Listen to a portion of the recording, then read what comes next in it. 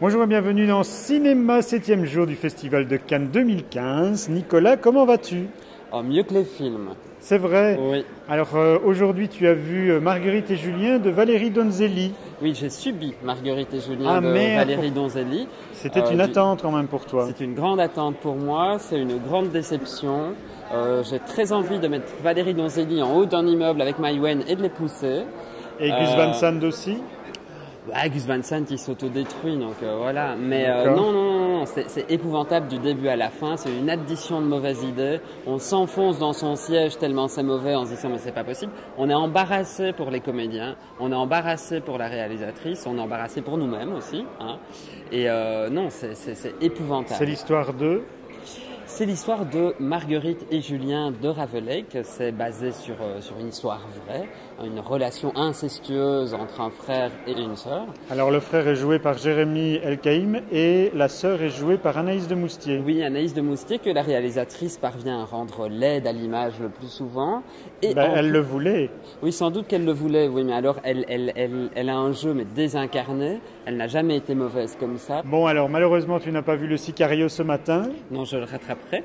Donc nous reviendrons dessus nous plus reviendrons tard. dessus. Mais les échos sont extrêmement négatifs. Également, décidément. Ouais. J'avais une question justement. Est-ce que tu n'as pas l'impression que les films en compétition sont nettement inférieurs à ceux de la quinzaine?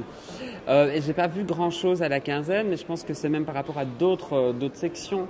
Puisque j'ai vu un film au certain regard qui pour moi aurait pu être en compétition, mais je pense que le fait de le laisser au certain regard le protège, parce qu'en compétition il se ferait fait mais complètement assassiné par la critique.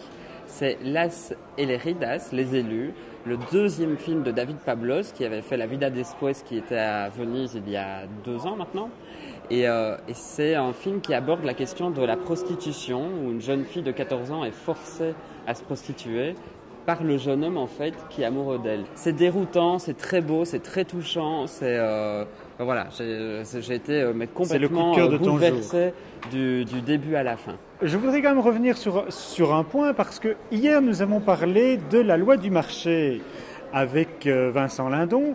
Oui. Et voici ce que tu en as dit. Et se lever pour ce genre de film, c'est un peu pénible en fait.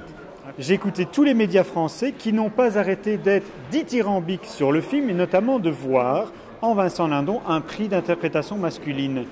Qu'est-ce que tu en dis, toi? Ah oui, il joue très bien, mais moi je ne rentre pas du tout dans son ressenti à cause de la manière dont le réalisateur fait une parfaite démonstration. Et c'est tellement écrit et surécrit que ça en devient pour moi surjoué.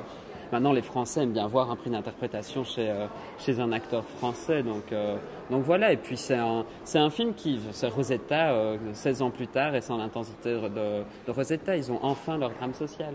Merci Nicolas, on va en rester là aujourd'hui pour cette émission spéciale Cannes de cinéma. On se retrouve demain pour de nouvelles aventures. Oui, en espérant voir de bons films.